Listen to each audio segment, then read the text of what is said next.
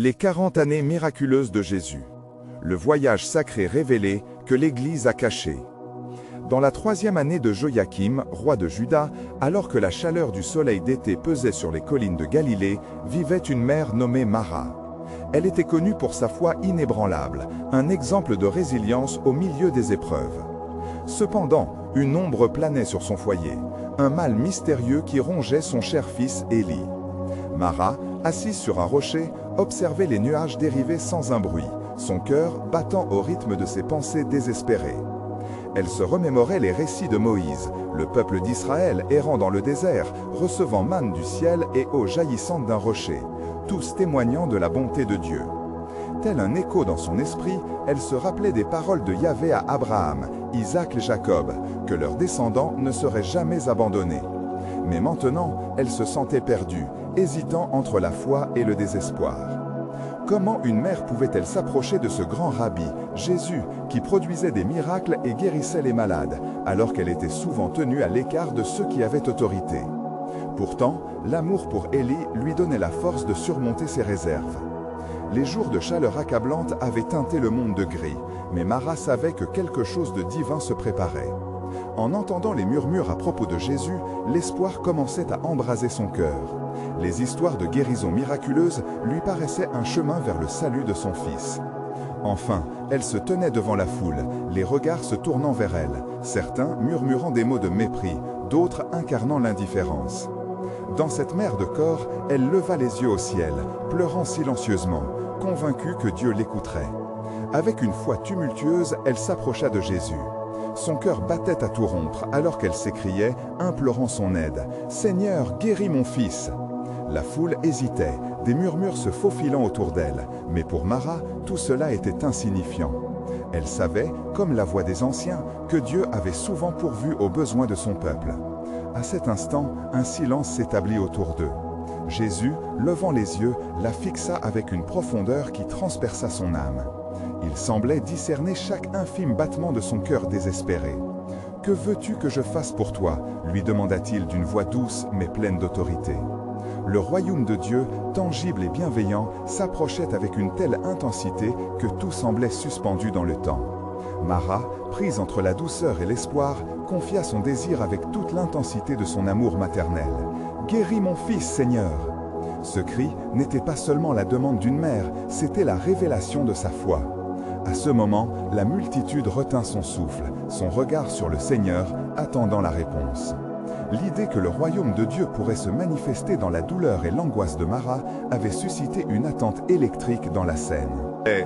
Avant de continuer avec ce récit biblique incroyable, je veux m'assurer que vous ne manquez aucune de ces histoires puissantes des Écritures. Cliquez sur l'icône de cloche et sélectionnez toutes les notifications. Ces narratifs bibliques ont transformé d'innombrables vies à travers l'histoire. Si la parole de Dieu à travers cette histoire vous bénit, s'il vous plaît, aimez et partagez avec quelqu'un qui a besoin d'entendre sur la fidélité de Dieu aujourd'hui. Dites-moi dans les commentaires quelle histoire biblique a le plus impacté votre parcours de foi. Je suis toujours émerveillé de comment la parole de Dieu parle au cœur à travers les générations. Maintenant, continuons avec ce que le Seigneur fit ensuite. Alors que les regards se faisaient plus insistants, une question germa dans l'esprit de Mara. L'intention de Jésus d'apporter guérison est-elle aussi forte que son désir de sauver son fils? Les promesses de Dieu perçurent l'obscurité qui l'entourait. Dans ce moment de vulnérabilité, elle comprit qu'elle n'était pas seule. Dieu s'était toujours engagé aux côtés de son peuple. Et ici, dans cette rencontre, la promesse de rédemption était en train de se dessiner. Le récit de sa foi et sa profonde connexion avec le divin étaient sur le point de se révéler. Et le chemin vers la libération de Mara et d'Élie était enfin prêt à se dévoiler. Mara, avec son cœur lourd mais son esprit ardent, observa attentivement Jésus. La manière dont il contemplait la foule, comme un berger veillant sur ses brebis, faisait vibrer son âme d'une douce anticipation.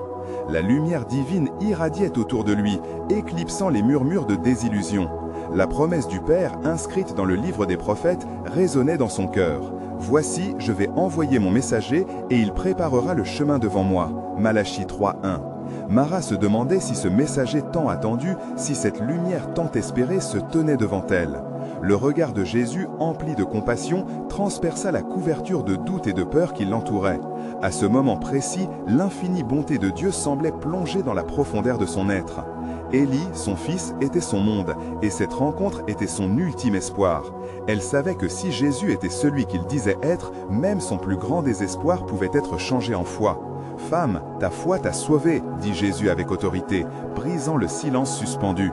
Les mots de Jésus, comme une promesse proclamée, résonnèrent dans l'air comme le son d'une trompette au cœur de la vallée.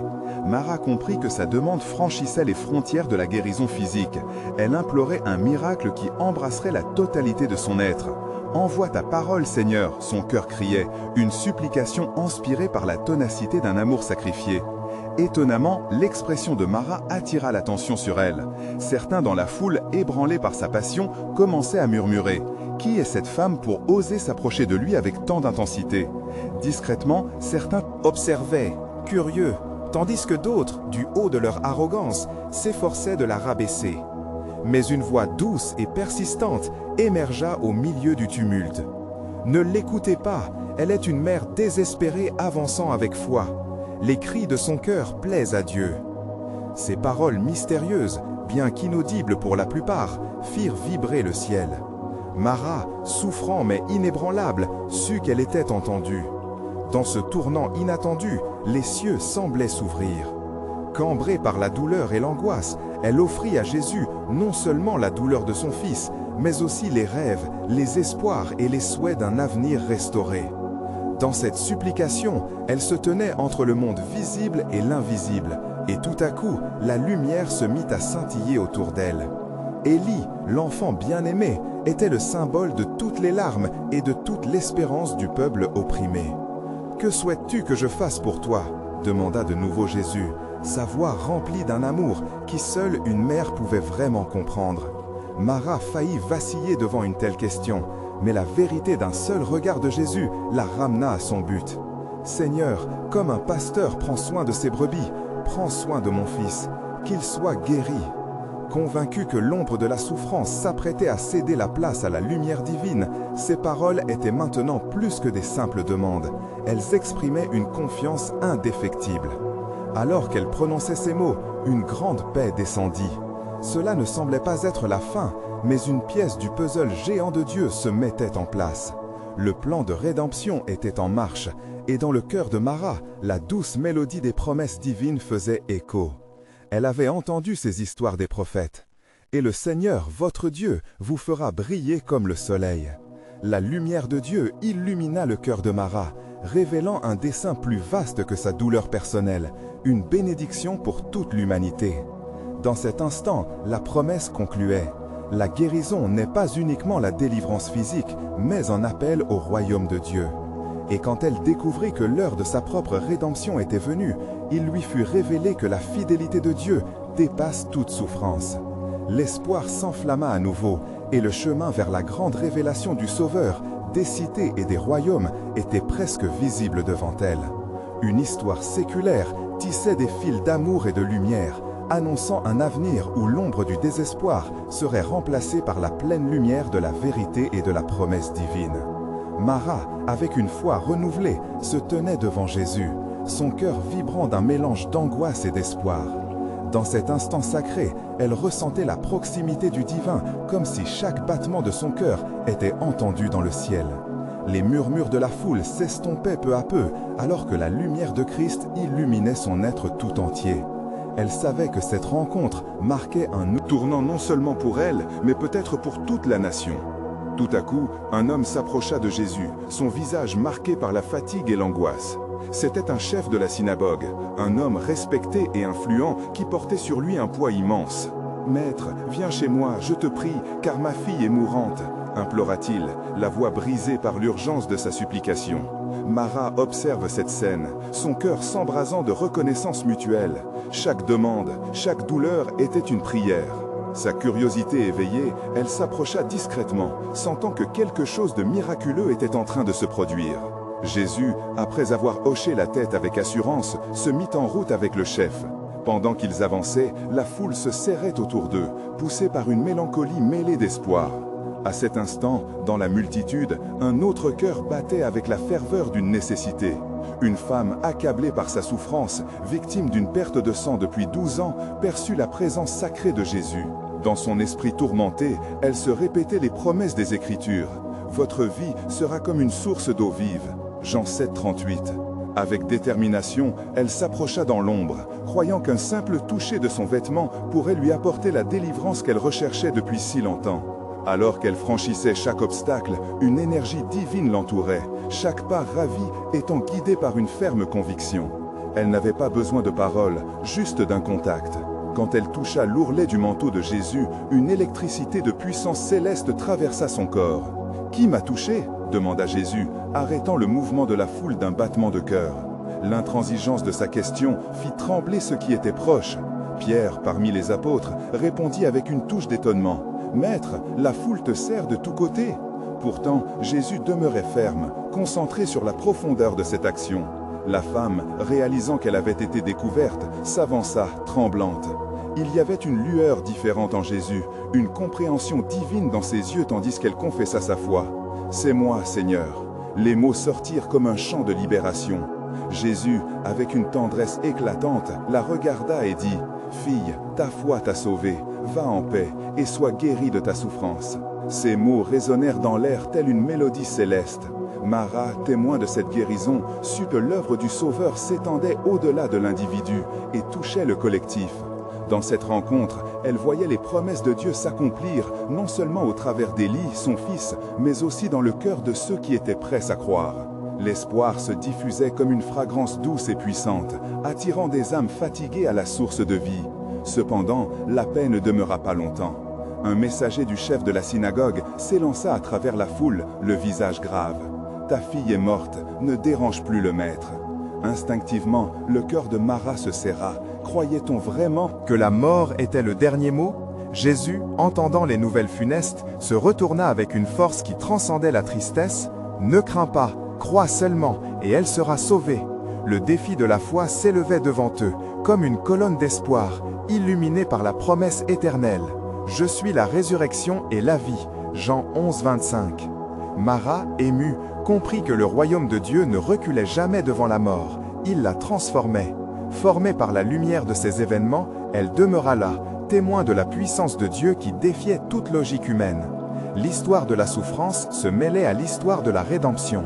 L'interaction de leur vie allait révéler, comme une étoile dans l'obscurité, le grand dessein du Tout-Puissant, un désir ardent de restaurer et de sauver. Ils avançaient, marchant vers ce moment décisif. Le cœur de Marat battait à l'unisson avec le plan souverain de Dieu. Quand elle découvrit l'ampleur de la grâce divinement orchestrée, elle comprit que la promesse continuait de résonner. Qui se fie au Seigneur sera comme une montagne de Sion, qui ne chancelle point, mais demeure à jamais. Psaume 125. Alors que Jésus marchait au milieu de la foule, Marat ressentait l'étreinte de l'angoisse mêlée d'espérance, une tension palpable cet instant. Chaque pas qu'il faisait vers la maison du chef de la synagogue était un rappel que la vie et la mort se trouvaient dans la même main. La promesse de Jésus, qu'elle avait entendue dans ses enseignements, résonnait en elle, inscrite dans son esprit comme une vérité céleste. À mesure qu'ils avançaient, la foule, toujours plus compacte, murmurait des rumeurs, des murmures d'incrédulité face à la lutte entre le désespoir et l'espoir. Marat aperçut des visages familiers, teintés d'inquiétude, mais aussi de curiosité. Elle savait que peu importe le résultat de cette rencontre, la réputation de Jésus était en jeu. Nathanaël, assis à l'arrière, tentait de calmer les esprits, mais son agitation trahissait son anxiété face à l'inconnu. « Ne crains pas, crois seulement », répéta encore Jésus, sa voix dominateur des murmures environnants.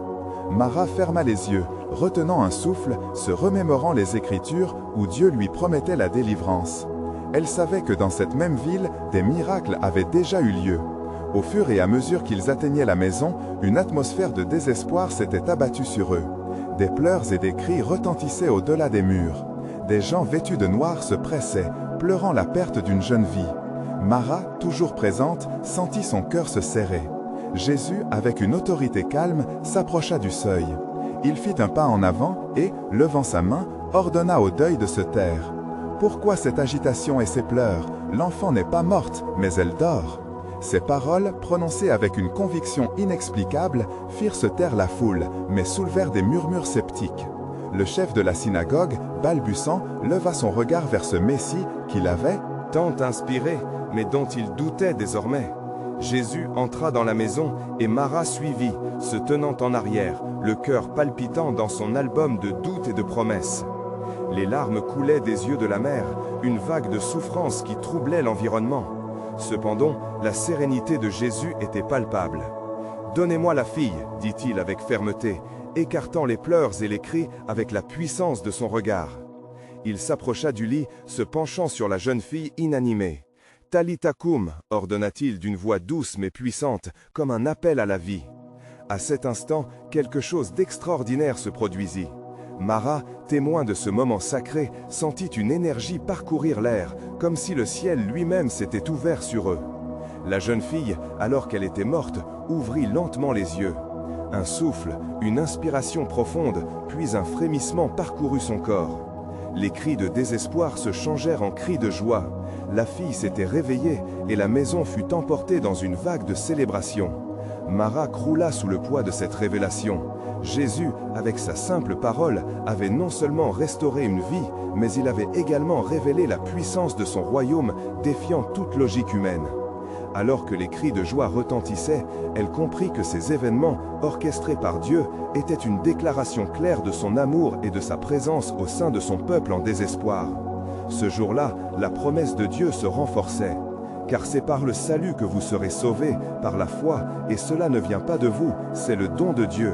Éphésiens 2:8. Jésus se tourna alors vers Marat, ses yeux débordant d'une profondeur divine. « Tu vois, ma fille, même la mort ne peut entraver le plan de mon Père. Les épreuves de cette vie ne sont qu'un prélude à la gloire qui s'approche. » Et dans cette révélation, Marat sut qu'une nouvelle dimension de la foi s'ouvrait devant elle. Dieu avait encore plus en réserve. « Car je connais les projets que j'ai formés à votre égard, dit l'Éternel, projets de paix et non de malheur, afin de vous donner un avenir et de l'espérance. » Jérémie 29:11. La maison du chef de la synagogue, maintenant illuminée par des cris de joie, vibrait d'une vie nouvelle. Les larmes de désespoir avaient laissé place à des larmes de gratitude, tandis que des bras se levaient en louange au ciel. Jésus, avec un sourire paisible, observa la scène, bénissant le Père en silence, alors que Marat se tenait à l'écart, son cœur toujours en émoi. Elle avait été témoin d'un acte divin, quelque chose qui défiait toute explication humaine. Les murmures restaient en elle, mais cette fois, ils étaient teintés d'un sentiment profond de révérence. Que voulait le Seigneur d'elle maintenant? Une question persistait, lui rappelant l'appel du Christ, croire, avoir foi. Mais était-ce seulement cela? Alors que la fête battait son plein, Jésus s'approcha de Marat et lui dit doucement, « La foi n'est pas seulement un moment de joie, mais un chemin à suivre. Chaque miracle est un pas vers plus de mystère et de révélation. » Ces mots résonnaient dans son cœur comme une mélodie sacrée. Les enfants de la ville, attirés par l'effervescence, s'accumulaient devant la maison, leurs yeux pétillants d'émerveillement. Ils s'échangeaient des histoires, leurs petites voix perçant la foule. L'un d'eux s'avança vers Jésus avec un regard plein d'espoir. « Rabbi, peux-tu aussi nous guérir ?» demanda-t-il innocemment. La question résonnait comme un écho dans le cœur de Marat, lui rappelant les tourments que tant de gens enduraient en silence. Jésus s'accroupit, ses yeux se posant sur l'enfant avec une tendresse infinie. « Laissez les enfants venir à moi, dit-il, réunissant toute l'attention autour de lui. Le royaume de Dieu appartient à ceux qui sont comme eux. » Alors, le Maître bénit chaque enfant de ses mains, leur rire résonnant comme une mélodie céleste, une assurance que l'amour de Dieu ne connaît pas de limite. Marat, écoutant, se souvint des paroles du psalmiste. « L'Éternel est près de ceux qui ont le cœur brisé, et il sauve ceux qui ont l'esprit abattu. » Psaume 34, 18. Une lumière nouvelle se déversait sur sa compréhension, lui révélant que même dans sa douleur, elle n'était jamais seule. Plus tard dans la journée, tandis que le soleil se couchait sur les collines de Galilée, Jésus invita ses disciples à se retirer sur une colline pour prier. Marat, ne pouvant s'empêcher de le suivre, s'approcha respectueusement. Elle pouvait percevoir l'intimité de Jésus avec le Père, un moment de communion sacrée qui transcendait la compréhension humaine. Les disciples, émus par l'exemple de leur maître, murmuraient entre eux, abordant le miracle qu'ils avaient vu.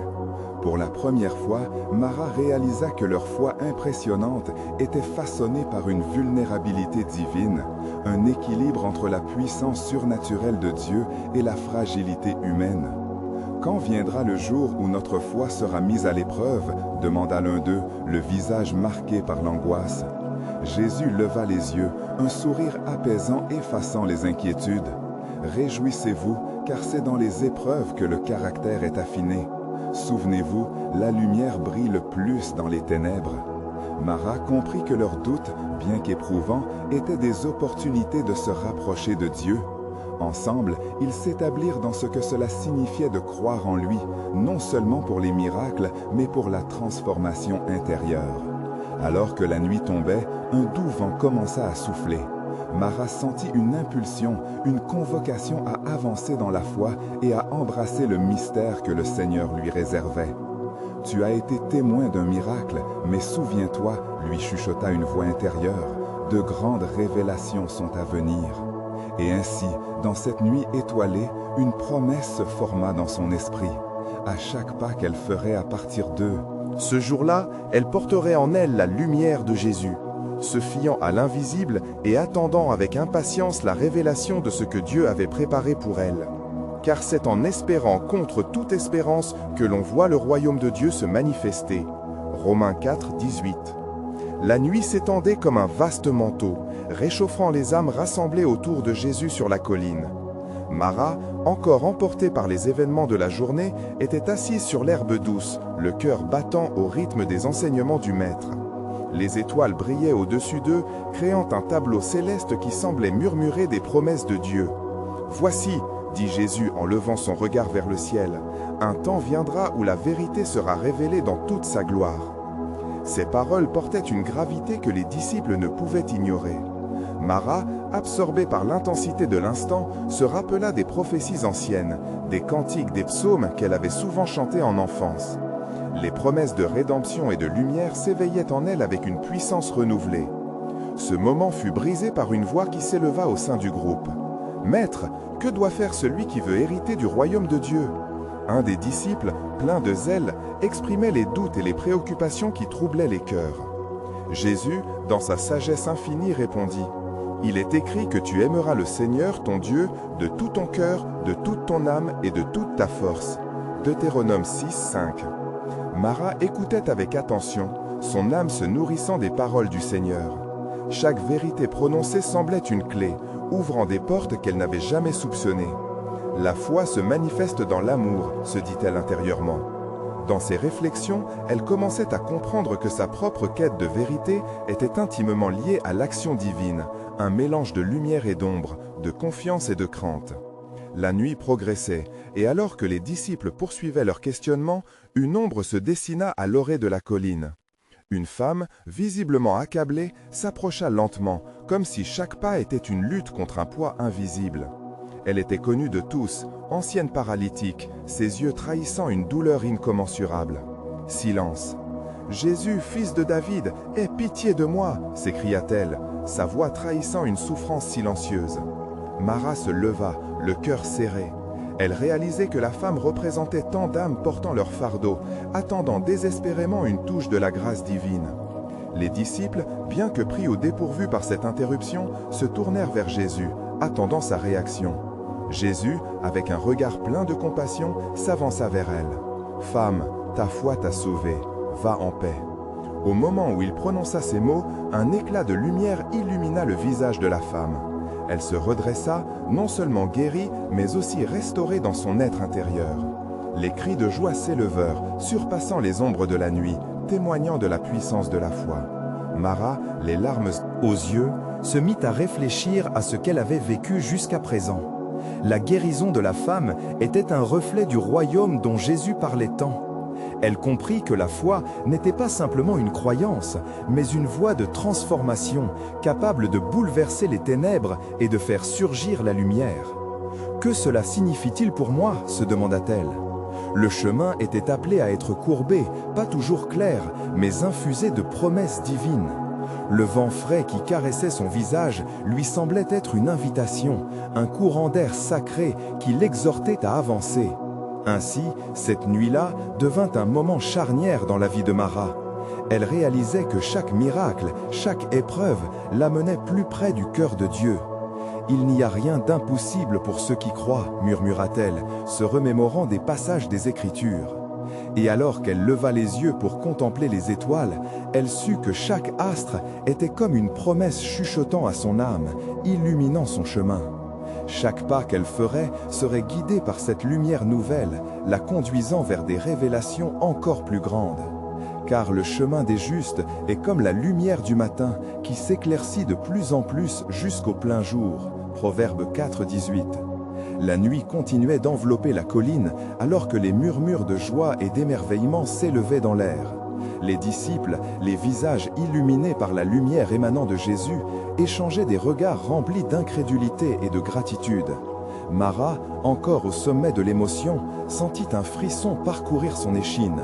Elle savait que quelque chose de grand se tramait dans l'esprit de son maître. « Maître, dit Pierre, que faire maintenant ?» Sa voix hésitante trahissait le mélange de l'excitation et de la confusion.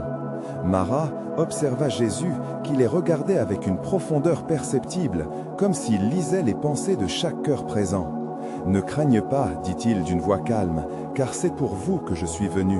Le royaume de Dieu est à portée de main, et il se révèle à ceux qui cherchent avec foi. » Ces paroles résonnaient comme des échos d'une ancienne promesse. Mara scruta ses yeux, perçants et pleins de vérité.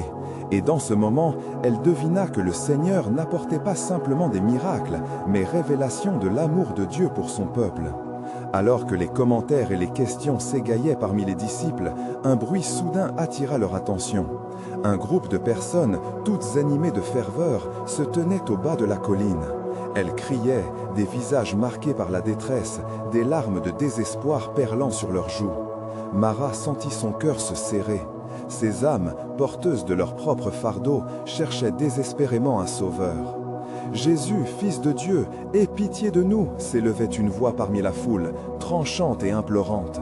Les disciples, d'abord réticents, se tournèrent vers Jésus, cherchant son approbation. « Approchez, ordonna Jésus, que tous ceux qui souffrent viennent à moi. » Mara se tenait son souffle alors qu'il étendait les bras, accueillant ces âmes en quête de rédemption. Les gens s'avancèrent, et chaque pas qu'ils firent semblait empreint de désespoir, mais aussi d'un soupçon d'espoir. Jésus, dans son infinie bonté, guérissait, réconfortait et restaurait. Les cris de joie éclataient à nouveau au fur et à mesure que chaque miraculeux toucher se produisait. Mara se tenait au milieu de ce moment sacré, son cœur débordant d'admiration. Elle comprit alors que ce qu'elle voyait n'était pas seulement une simple guérison, mais un reflet du royaume promis par les prophètes. Elle se remémora les Écritures. « Il guérira les cœurs brisés et lira leurs blessures » Psaume 147, 3. Mara réalisait que chaque miracle était une affirmation de la bonté de Dieu. Mais alors que les témoins de la guérison se réjouissaient autour d'eux, une voix, étriquée et perfide, émergea de l'arrière-plan. Un des pharisiens, dédaigneux, interpella Jésus, ne voyant que menace dans cette démonstration de bonté. « Par les règles de notre loi, cet homme ne peut guérir durant le sabbat. » Le murmure de désapprobation se propagea dans la foule avec l'ombre d'un défi. La tension monta dans l'atmosphère et même les disciples étaient partagés. Mara, saisie par la gravité du moment, attendait la réaction de Jésus. Alors qu'il se tenait face à ses accusateurs, un silence sacré régnait. Jésus les regarda avec une sagesse qui transcendait les simples lois humaines. « N'est-ce pas le sabbat un jour pour faire le bien ?» demanda-t-il avec autorité. « Quel est donc ce sabbat où l'amour et la miséricorde doivent être tués ?» Il avait prononcé ces paroles avec une force qui semblait renverser les tables de la loi d'une manière spirituelle. Mara sentit son cœur battre plus vite, consciente que cette confrontation marquait un tournant non seulement pour Jésus, mais pour tous ceux qui avaient tenté de comprendre le royaume de Dieu. Elle prit alors conscience qu'un grand mystère se tissait sous leurs yeux, un mystère de liberté et de lumière. Et en élevant la voix, elle murmura dans son cœur, « S'il vous plaît, éclaire nos cœurs, Seigneur, car nous avons soif de votre vérité. » Tandis que la nuit s'étendait encore et que les étoiles scintillaient, elle comprit que la lutte entre lumière et ténèbres ne faisait que commencer. Car le message de la croix est folie pour ceux qui périssent, mais pour nous qui sommes sauvés, c'est la puissance de Dieu. Les éclats de joie et d'émerveillement retentissaient encore dans l'air lorsque Jésus, entouré de la foule désespérée, se leva avec une résolution palpable. La ferveur des cœurs troublés se mêlait à l'autorité de sa présence. Marat, blessée par les accusations des pharisiens, pouvait presque sentir la tension, telle une corde prête à se rompre, entre l'amour divin de Jésus et les rigidités des traditions humaines. Que tout homme qui est en difficulté vienne à moi, car je suis la lumière dans les ténèbres, proclama Jésus avec une voix s'élevant au-dessus des murmures sceptiques. Son regard perçant embrasait les âmes, révélant la nécessité d'une guérison plus profonde que celle des corps. Il savait que leur misère ne se limitait pas à leur souffrance physique. Elle résidait dans la séparation entre l'homme et Dieu. Alors, tournant son attention vers un homme boiteux, Jésus lui demanda de s'avancer. Ce dernier, hésitant, leva son regard vers le Maître, puis passa au travers de ses doutes, éperdu dans son besoin désespéré. D'un geste tendre, Jésus lui dit « Lève-toi et marche ». Marat sentit son cœur s'affoler alors qu'elle voyait l'homme se relever lentement, puis, avec un élan de foi conquérante, il fit un pas, puis un autre, jusqu'à se tenir fermement sur ses pieds. Un cri de louange s'éleva dans la foule, car ce miracle résonnait comme une promesse de résurrection pour des cœurs non seulement physiquement, mais spirituellement paralysés. Les pharisiens, voyant ce qui se produisait, fronçaient les sourcils, leur visage marqué par la jalousie et l'angoisse. « Qui es-tu pour violer le sabbat » s'écria l'un d'eux, le ton accusateur trahissant son incapacité à comprendre la nature divine de l'œuvre. Marat observa Jésus, sachant qu'il était déjà conscient du tumulte qui l'entourait. Son visage portait une calme majesté alors qu'il répondait « Si l'un d'entre vous a un fils ou un bœuf qui tombe dans un puits, n'ira-t-il pas le tirer hors du sabbat » Luc 14,5. Ces mots, lourds de vérité, frappèrent encore plus fort que n'importe quel coup d'épée. Le silence tomba sur la foule, chacun méditait sur la sagesse révélée. Jésus, témoin des pensées enchevêtrées de ceux qui l'entouraient, poursuivit. « N'est-ce pas un jour où la miséricorde doit triompher ?» Ses yeux brillaient d'une intensité divine, balayant la moisseur de l'obscurité qui engourdissait les esprits. Marat, culminant la révélation divine, sentait que quelque chose de plus grand est à l'œuvre. Elle se souvint des écrits prophétiques. « Il viendra avec un cri de victoire sur ceux qui sont brisés. » Ésaïe 61:1. Quelque chose dans son âme se mit à vibrer, ancrant sa détermination, alors qu'elle réalisait que les prophéties s'accomplissaient sous leurs yeux. À cet instant, elle comprit que chaque homme, chaque femme qui s'avançait vers Jésus était une promesse vivante d'une réconciliation éternelle avec Dieu. Sa joie se mêlait à une profonde conviction que ce temps miraculeux ne se limitait pas à une simple guérison physique, mais représentait la restauration de l'humanité. Alors que les pharisiens, vexés par la sagesse divine de Jésus, murmuraient des menaces dans l'ombre, Marat sentit une voix dans son cœur. Le ciel semblait répondre aux questions non posées et révéler un mystère plus grand. Seul le cœur brisé peut être restauré, car c'est ici le lieu de la délivrance. Les étoiles scintillantes illuminaient la nuit, témoignant de la gloire de Dieu qui transcende les tensions humaines. Marat ferma les yeux, murmurant « Une prière de louange. Alors que tu es notre lumière, Seigneur, puissions-nous embrasser le chemin du royaume, car l'histoire ne fait que commencer. Nous sommes des ambassadeurs pour Christ, comme si Dieu exhortait par nous. » 2 Corinthiens 5:20. Alors que la foule se dispersait peu à peu, remplie d'émerveillement et de gratitude, une tension nouvelle se leva dans l'air, palpable et inquiétante. Marat, dont le cœur battait au rythme de l'espoir, savait que les confrontations avec les pharisiens ne faisaient que commencer. Leur regard accusateur restait braqué sur Jésus, tel un nuage sombre menaçant la lumière qu'il apportait. « Qui est cet homme » murmura l'un des pharisiens à ses compagnons, l'angoisse et la colère s'entremêlant dans sa voix. Leurs cœurs étaient endurcis, incapables de voir que la guérison et la vérité marchaient d'un même pas vers eux. Jésus, pourtant, ne se laissa pas abattre. Il savait que son identité divine susciterait toujours la controverse, révélant la condition des cœurs les plus proches de lui. La lumière est venue dans le monde, mais les hommes ont préféré les ténèbres à la lumière, parce que leurs œuvres étaient mauvaises, se remémora-t-il, sachant que cette vérité résonnait à travers l'histoire. Chaque regard, chaque murmure destiné à le discréditer alimentait sa détermination à accomplir la mission qui lui avait été confiée. Mais il s'agit de bien plus que la loi, répondit-il à voix haute, en méditant sur la soumission des cœurs agités. Obéir à la loi sans amour, n'est-ce pas simplement un vide de cœur? Cette déclaration résonna tel des échos puissants dans l'assemblée. Mara, emportée par cet amour fervent, s'avança, prenant courage à ce que les pharisiens ne pouvaient voir. « Maître, interrogea-t-elle Rawat, que devons-nous faire pour marcher dans cette lumière ?» Sa question flottait dans l'atmosphère, un appel désespéré pour comprendre le chemin du salut. Jésus se tourna vers elle, et dans son regard brillait la richesse d'une compassion infinie. « Aime le Seigneur, ton Dieu, de tout ton cœur, de toute ton âme et de toute ta force, et aime ton prochain comme toi-même. » Deutéronome 6,5. Ces mots lui parvirent comme une douce mélodie, remplissant son âme de paix. Mais alors, une nouvelle voix s'éleva parmi le groupe des pharisiens. « Mais que signifie cela pour nous? Nous avons suivi la loi, observé les rites. Est-ce à dire qu'ils sont devenus futiles ?» Le défi dans le ton poignait, révélant la lutte désespérée contre la remise en question de leur tradition. « La loi était un guide, répondit Jésus avec assurance. La vérité est que l'amour est la clé du royaume des cieux. » Chaque syllabe qu'il prononçait était comme un feu sacré, illuminant les ténèbres silencieuses de l'incompréhension. Mara, captivée par cette révélation, remarqua soudain une frappeur plus profonde dans les cœurs des pharisiens. Ils craignaient non seulement pour leur tradition, mais aussi pour leur statut. Une peur de perdre ce qu'ils considéraient à tort comme leur emprise sur le peuple. Leurs visages se contractèrent à chaque parole, et une ombre planait sur leurs intentions. Alors qu'ils murmuraient des complots, une femme, quelque peu oubliée dans la foule, s'approcha de Jésus. Son visage était marqué par la souffrance, et ses larmes tangibles d'angoisse se mêlaient à ceux de la nuit. « Maître, aide-moi, je suis accablé par mes péchés.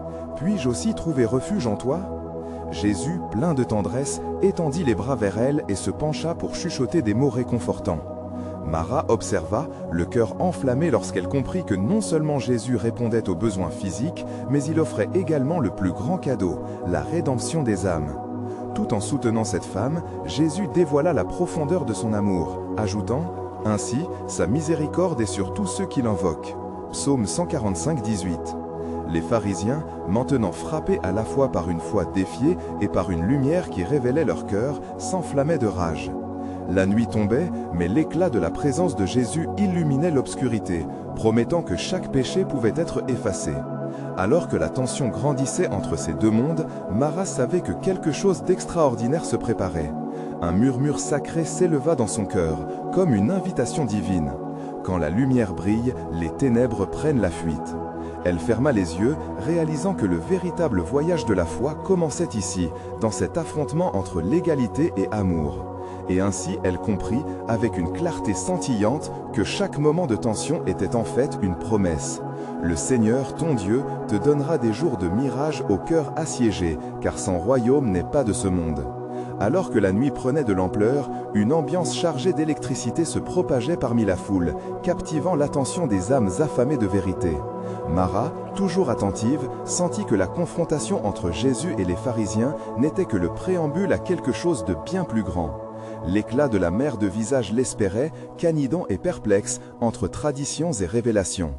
Alors que le tumulte s'intensifiait, Jésus, en voyant la tension qui montait, aboya avec une autorité apaisante. « Ma maison sera appelée une maison de prière pour toutes les nations, mais vous en avez fait une tanière de bandits. » Cette déclaration frappante fit trembler les fondations de la tradition. Mara, son cœur vibrant d'une profonde admiration, savait que chaque mot était une clarté divine qui transgressait les anciennes frontières. Les pharisiens, acculés par la vérité de ses paroles, cherchaient désespérément à le discréditer. « Comme oses-tu dire cela ?» tonna l'un d'eux, son visage enflammé par l'indignation. « Quel témoignage as-tu de ta propre autorité ?» Son arrogance était un miroir de la peur grandissante de perdre le contrôle sur le peuple. Cependant, Jésus, ancré dans la sagesse infinie du Père, répliqua calmement « Je vous demanderai d'abord une chose.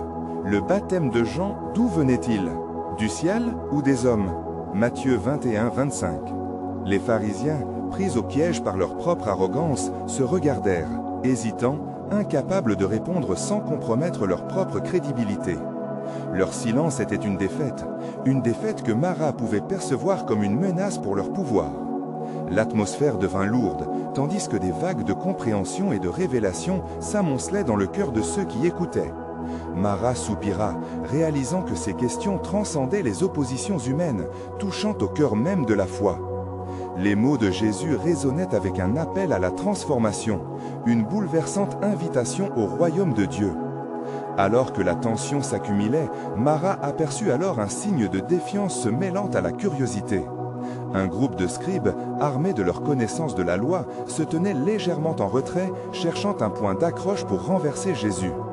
Ils savaient bien que l'affrontement était inévitable, car la lumière de la vérité ne pouvait rester cachée à l'intérieur des couloirs sombres de la tradition établie. « Rabbi, » interrogea l'un d'eux, « quel est le plus grand commandement de la loi ?» C'était là une question à double tranchant, car elle pouvait éveiller la colère des pharisiens si la réponse n'était pas en leur faveur.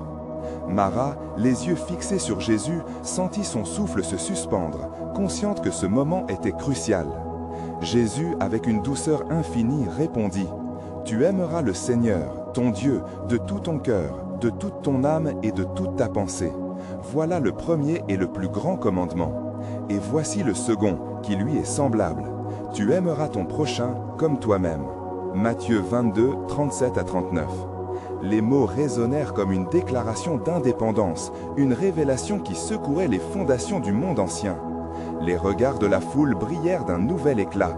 Marat devina un frémissement dans l'air, une vague d'espoir qui se répandait comme une lumière grandissante dans l'obscurité. C'était comme si les cieux s'ouvraient pour accueillir cette promesse d'amour. Les pharisiens, affolés, comprenaient désormais que leur jeu se retournait contre eux. Le royaume dont parlait Jésus était là, en train d'éclore dans la vérité même qu'ils cherchaient à étouffer. Les commandements sont une déclaration d'amour, souffla Marat dans son cœur, une flamme d'inspiration grandissant en elle. La foi, elle le savait maintenant, était non seulement une croyance, mais une manière de vivre, une réponse à l'amour divin. Les scribes, réalisant qu'ils ne pouvaient désarmer le maître, se murèrent dans le silence, leurs visages marqués par la confusion et l'inquiétude. Marat, sentant la victoire du Verbe sur les ténèbres, réfléchit à la résilience du Christ. À cet instant, un silence sacré enveloppa la foule, comme si le Heavens elle-même retenait son souffle. Et Jésus, regardant autour de lui, prononça avec une intensité inégalée « Que nul ne vous trompe, la vérité est là, au milieu de vous, et elle est la lumière. » Qui éclaire tout homme. Les mots, chargés de puissance, éveillèrent des âmes endormies et inspirèrent la foi dans les cœurs les plus brisés. Marat comprit que la victoire de Jésus sur la nuit se tenait entre l'amour sincère et la défiance du monde. Elle se tenait là, témoin silencieuse du plan souverain de Dieu qui se déployait lentement. Et elle sentit que sa propre lumière commençait à briller au sein de cette communion sacrée. Elle savait alors que l'ombre du désespoir était en train de céder la place à la gloire divine. La promesse du royaume s'étendait devant elle, un mystère à déchiffrer et une invitation à vivre dans la plénitude de la foi.